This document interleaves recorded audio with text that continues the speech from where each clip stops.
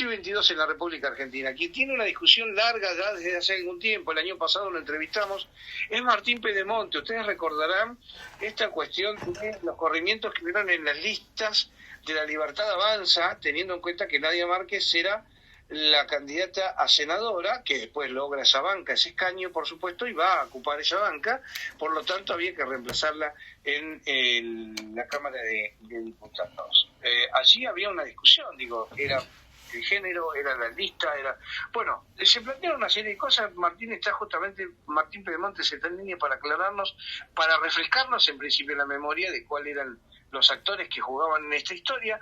Hay una presentación que en estos días ya no sé si ingresó o está ahí de ingresar a la Corte Suprema de Justicia, y que me parece que en algún momento vamos a tener novedades importantes con relación a esto. ¿Cómo estás, Martín? Buen día, un gusto saludarte. Primero pedirte disculpas porque la nota la veníamos atrasando de ayer por una cuestión de agenda, pero hoy ya te tenemos tempranito aquí. ¿Cómo estás? Buen día, Gabriel, y a toda la mesa, un gran saludo. Veo que están charlando de temas muy, muy interesantes, ¿no? Y hasta se están cocinando candidaturas. Muy bueno, los felicito. Estabas escuchando desde temprano. Obviamente, también los escuché ayer. Sí, la verdad que es una discusión que se la tiene que dar, todas las localidades se la tienen que dar sobre el tema de que los que manejan, digamos, ¿no?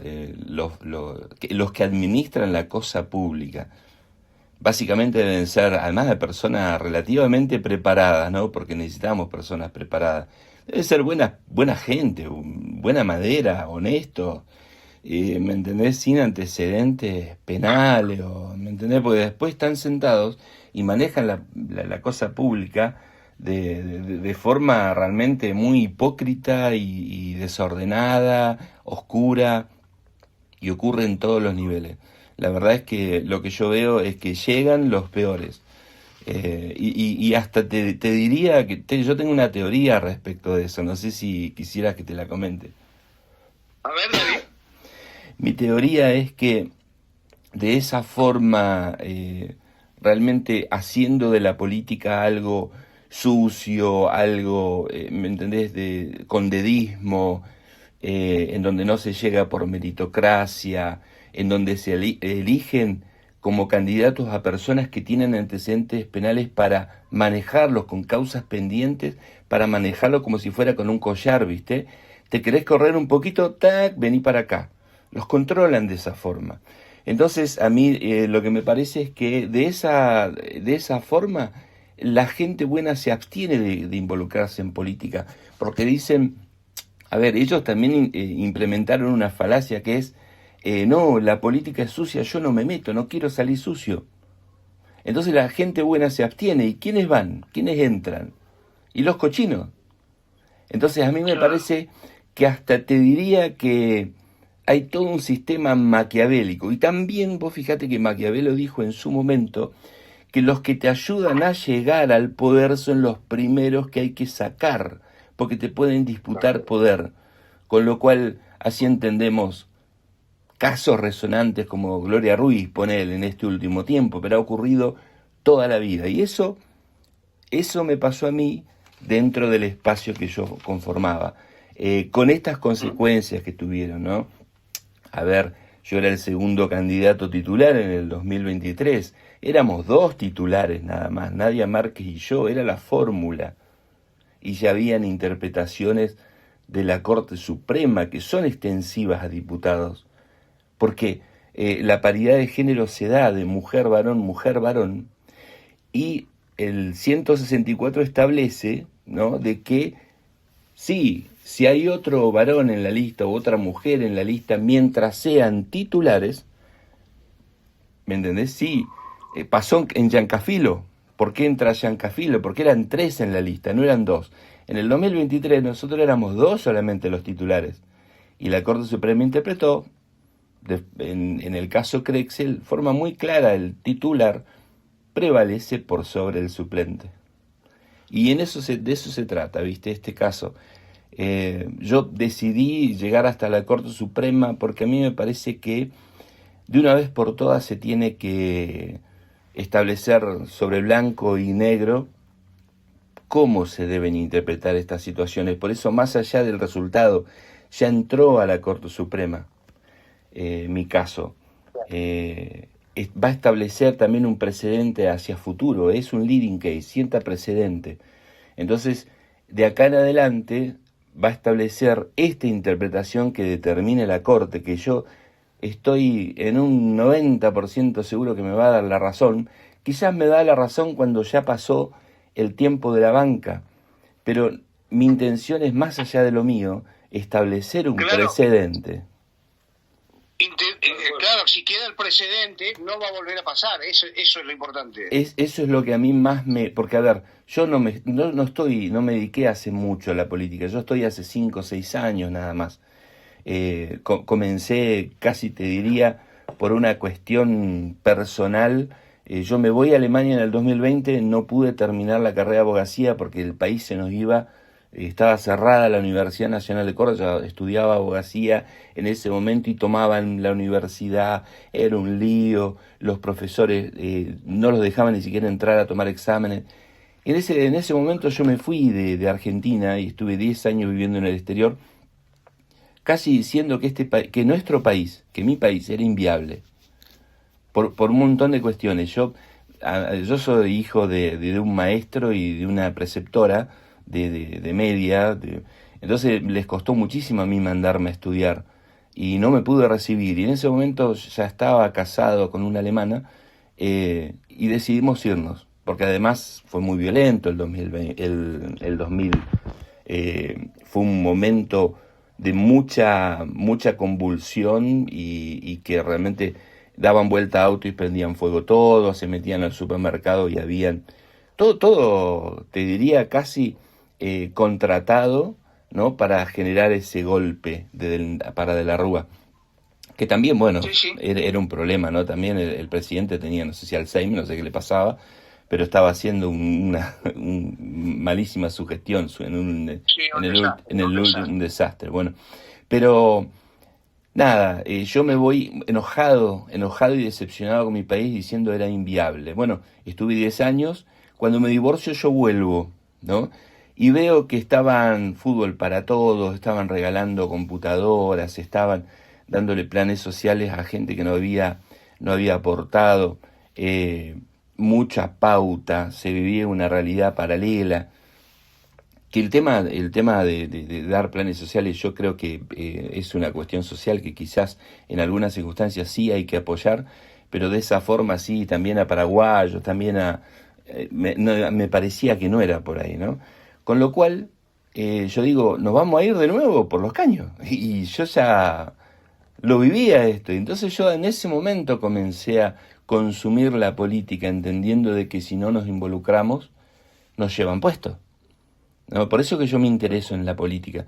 Y comienzo a militar y comienzo a ver este dedismo, este verticalismo, el por qué meten a gente que tiene antecedentes penales o causas frenadas para manejarlos políticamente. Entiendo después de por qué el Poder Judicial está como está, porque está desfinanciado, entonces el gobernador año a año pone la plata que falta, con lo cual se crean unos compromisos. Cómo es adedismo el tema de las candidaturas y un montón de personas que por meritocracia deberían haber estado como candidatos ya no lo están, y de esa forma desahucian a la gente, ¿no? Es todo un sistema maquiavélico que creo yo que hay que desarmarlo, y esta es una de las cosas que... Yo decía esta mañana, Martín, que los argentinos, da mucha pena, pero también da mucha bronca, el que en las últimas, no en la última puntualmente, en las últimas, me refiero a que las últimas elecciones, la gente que de alguna manera ha ido aprendiendo a votar también, a elegir, a ejercer, ha sabido que el voto es la herramienta más importante que tiene el ciudadano para sacar, para poder expresar sus verdaderos sentimientos, ¿no? Sí. Y yo decía que es muy lamentable que en el país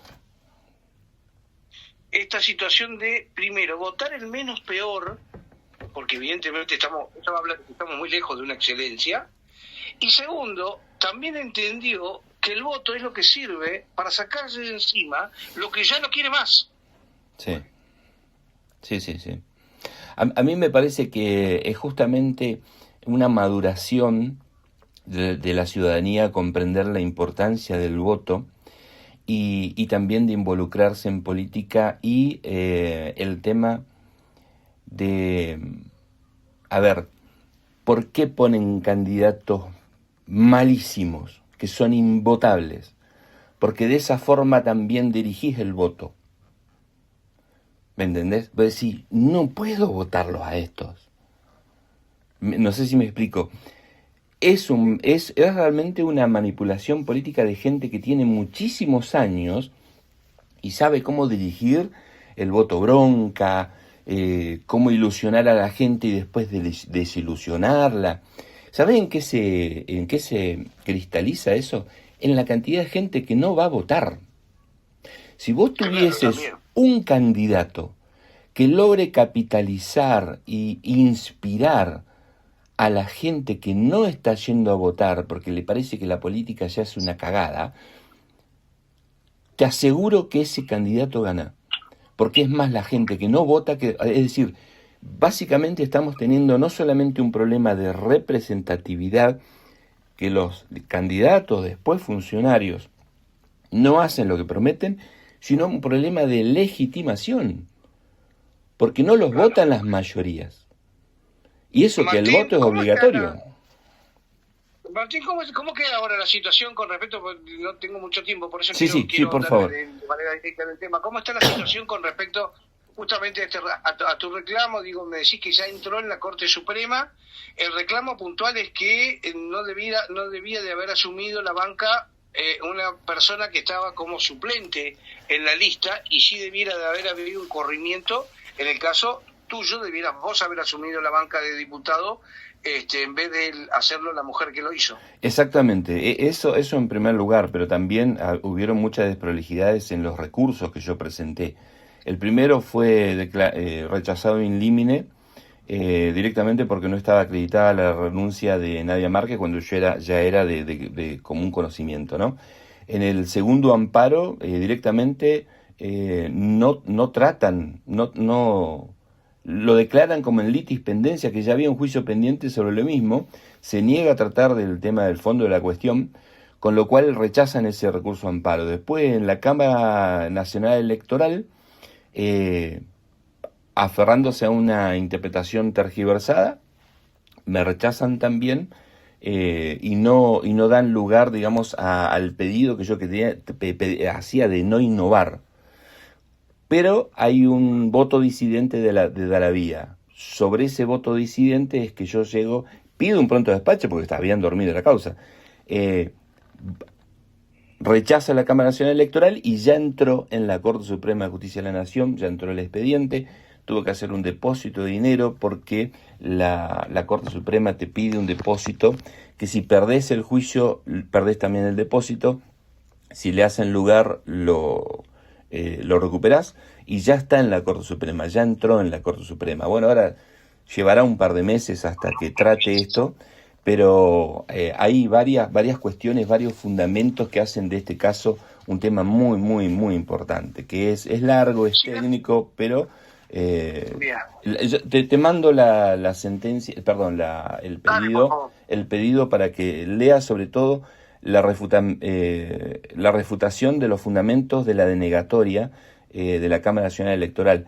Es un tema jurídico, si bien es poquito técnico, pero se entiende que es bastante grave, sobre todo el tema de que no respeta la voluntad popular, y eso atenta directamente a nuestro sistema, a la forma democrática y representativa que tenemos nosotros. Bárbaro. Martín, muchas gracias, seguimos en contacto. Espero que me envíes ese material, así nos interiorizamos un poquito más y de ahí inmediatamente volvemos a conversar. Muchísimas gracias, Gabriel. Un abrazo a toda la mesa y un gran saludo. Un abrazo grande, gracias. Chao. Ahí estaba Martín Pérez Monte, que es